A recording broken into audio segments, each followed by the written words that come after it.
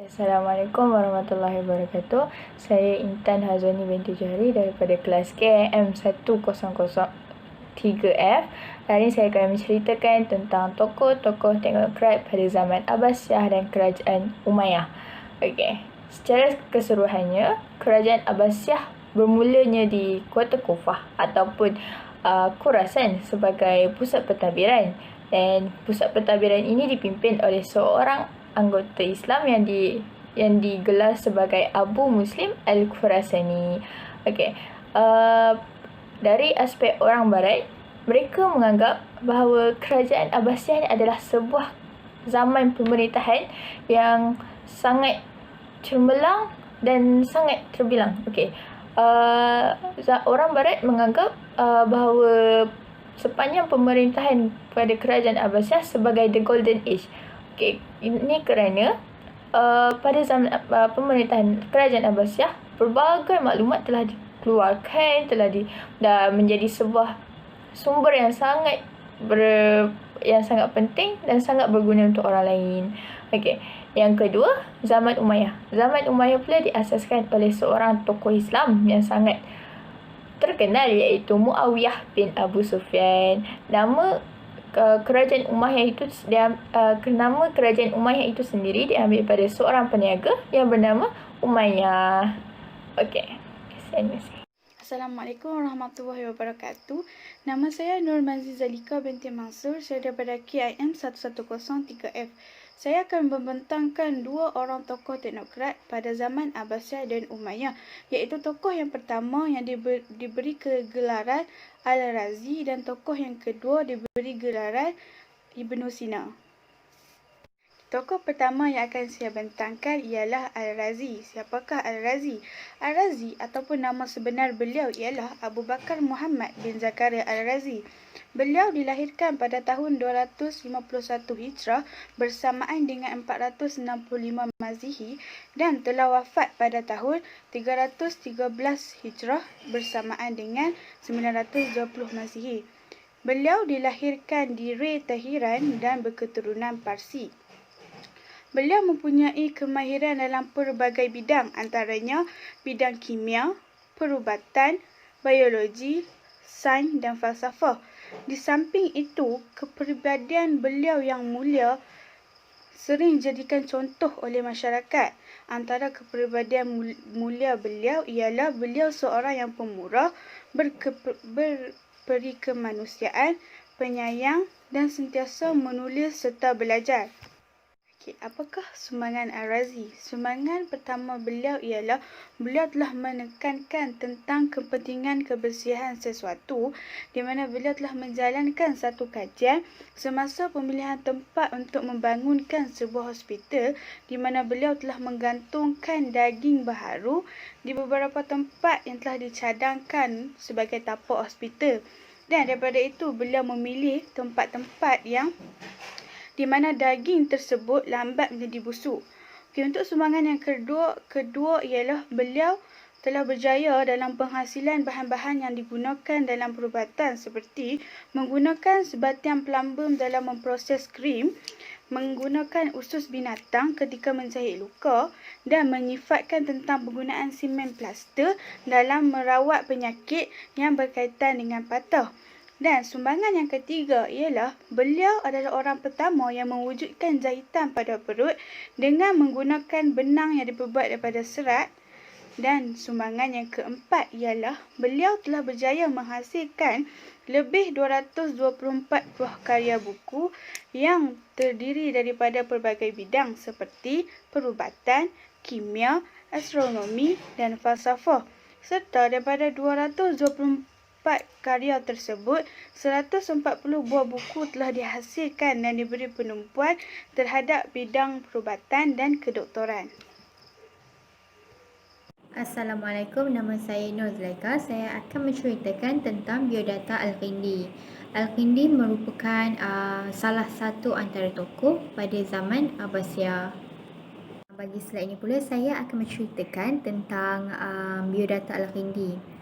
Nama sebenar beliau ialah Tokoh Abu Yusuf Yaqub Ibn Ishaq Al-Kindi. Beliau dilahirkan di Kufah dan bapanya merupakan seorang Gubernur Kufah. Beliau merupakan seorang pakar yang mempunyai pemikiran pelbagai bidang yang berbeza, dan antara salah satu keistimewaan yang dimiliki oleh Al-Kindi ialah beliau mempunyai tulisan khat yang cantik. Bagi slide ini pula terdiri daripada beberapa sumbangan yang telah dilakukan oleh Al-Kindi, di mana yang pertama sekali sumbangan yang telah dilakukan ialah beliau merupakan ahli farmakologi pertama dalam menentukan dos ubat yang betul, dan beliau juga merupakan seorang penterjemah awal yang telah menterjemahkan hasil karya. Serta beliau juga telah menerbitkan 11 jenis buah buku teks yang menerangkan mengenai nombor dan analisis nombor.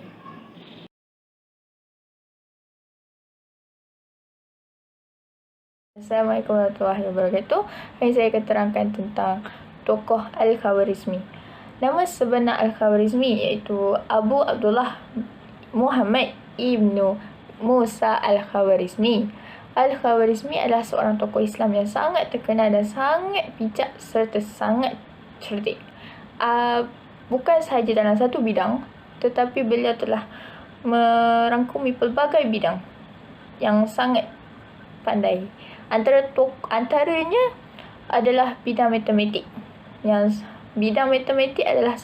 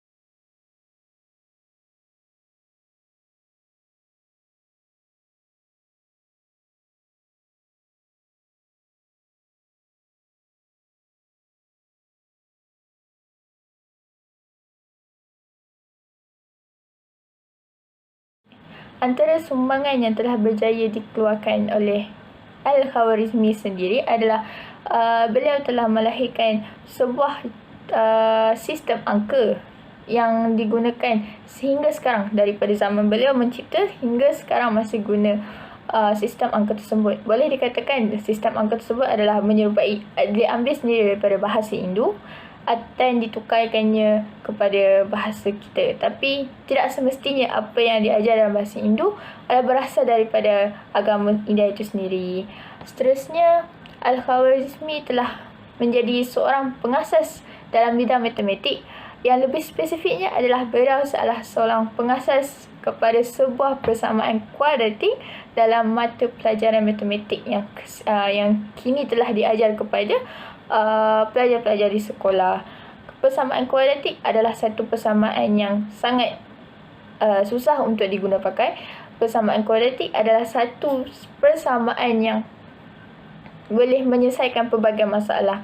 Al-Khawarizmi telah menjadi pengasas kepada persamaan tersebut dan beliau telah membantu pelbagai umat setelah persamaan tersebut telah dicipta. Bukan sahaja dia menjadi pengasas, tetapi beliau juga telah mencipta penyelesaian bagi masalah persamaan kuadratik itu, supaya mereka tidak hanya menggunakannya, tetapi mereka tahu cara untuk menyelesaikan masalah tersebut.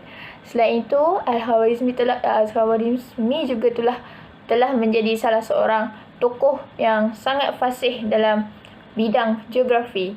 Bukan bidang matematik sahaja, tapi Al-Khawarizmi juga telah menjadi fasih dalam bidang geografi dan menjadi salah satu bidang yang sangat dikuasai olehnya.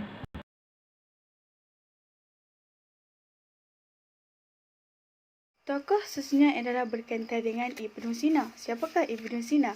Ibnu Sina ataupun nama sebenar beliau ialah Al-Husain bin Abdullah bin Al-Hasan bin Ali bin Sina. Beliau dilahirkan pada tahun 370 Hijrah bersamaan dengan 980 Masihi dan telah wafat pada tahun 428 Hijrah bersamaan dengan 1037 Masihi ketika berusia 58 tahun. Beliau dilahirkan di Afshanah, Turkistan dan berketurunan Turki. Selain digelar Ibnu Sina, beliau juga digelar dengan pelbagai gelaran seperti Abu Ali, Abi Sina, Al-Shaykh Ar-Rais, Raja Falsafah dan Bapa Perubatan dan Bapa Sejarah Sains. Ibnu Sina juga seorang yang cerdik dan pintar kerana beliau telah berjaya menguasai pelbagai ilmu nakliah ketika berusia 18 tahun. Beliau juga mempunyai ingatan yang kuat kerana mampu menghafal Al-Quran pada usia seawal 10 tahun. Dan beliau seorang yang begitu inovatif kerana kejayaan beliau dalam melakukan banyak penyelidikan serta menghasilkan karya dalam pelbagai bidang, terutamanya bidang perubatan. Seterusnya, apakah sumbangan yang diberikan oleh Ibnu Sina? Sumbangan pertama beliau ialah beliau telah menemukan pelbagai penyakit baru dan puncanya sebagai contoh kuman mempengaruhi penyakit, jangkitan virus seperti TB, penemuan tentang cacar, rubella, alahan dan penyakit jiwa adalah penyakit berjangkit. Sumbangan yang kedua ialah beliau adalah orang yang pertama dalam menjalankan kajian tentang penglihatan dan puncanya. Dan beliau juga adalah orang pertama yang mencipta picagari. Sumbangan yang ketiga ialah beliau banyak menganalisis tentang pelbagai penyakit dan menyenaraikan lebih kurang 760 jenis penyakit berserta dengan cara merawatnya. Dan sumbangan yang keempat ialah beliau telah berjaya menghasilkan 116 karya dalam pelbagai bidang antaranya matematik, fizik, mantik, astronomi, biologi, sains politik dan falsafah.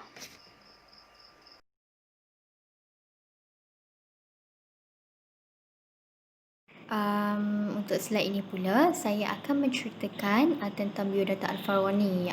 Nama sebenar Al-Farawani ialah Abu Al-Abbas Ahmad Ibnu Muhammad Ibnu Qatir. Beliau lahir pada 800 Masihi dan wafat pada tahun 870 Masihi. Beliau juga dikenali sebagai salah satu perintis astronomi moden.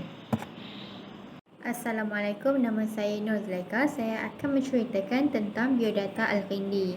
Al-Qindi merupakan salah satu antara tokoh pada zaman Abbasiyah.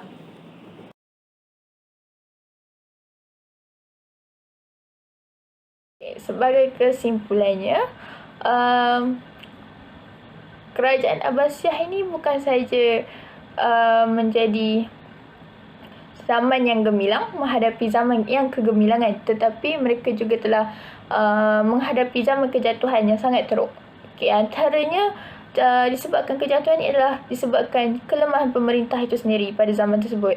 Pemerintah yang tidak cukup dengan ilmu, pemerintah yang tidak menghadapi ilmu, tidak mempunyai ilmu yang cukup kuat untuk membina sebuah tamadun. Sebabkan kejatuhan tersebut, dia telah memberi kesan yang sangat banyak kepada umat mereka sendiri. Antaranya, kuasa khalifah yang berada di jabatan-jabatan tertentu kerajaan tersebut terpaksa diturunkan dan menjadikan had bilangan tersebut berkurangan kerana mereka tidak mampu untuk memerintah lagi kerajaan tersebut.